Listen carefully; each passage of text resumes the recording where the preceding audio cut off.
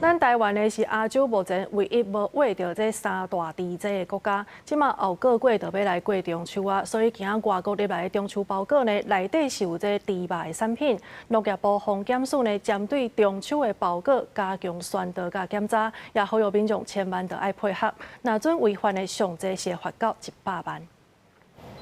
中秋节得要到啊，包裹的量增加。防检署一件一件做检查，因为即马外国的非洲猪仔疫情愈来愈严重，就惊讲外国入来的中秋包裹内底有猪肉的产品，造成非洲猪仔挖入来台湾。农业部防检署提醒相关部门，就要提悬警觉，做好检查工作。我们从资料里面可以显现，即便是我们的邮包在3检里面都会略有提高我们的违规的一个这样的一个频度，所以我们特别在中秋前夕来办理这样的一个记者会。那我们要呼吁我们所有的国人，大家要遵守这样的规定。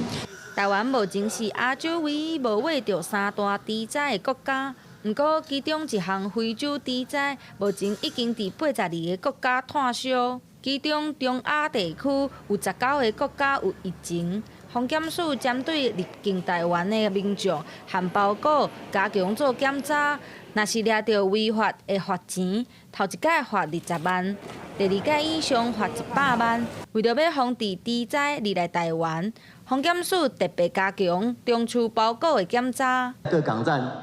张贴中秋节常见违规物品，如腊肠、腊肉以及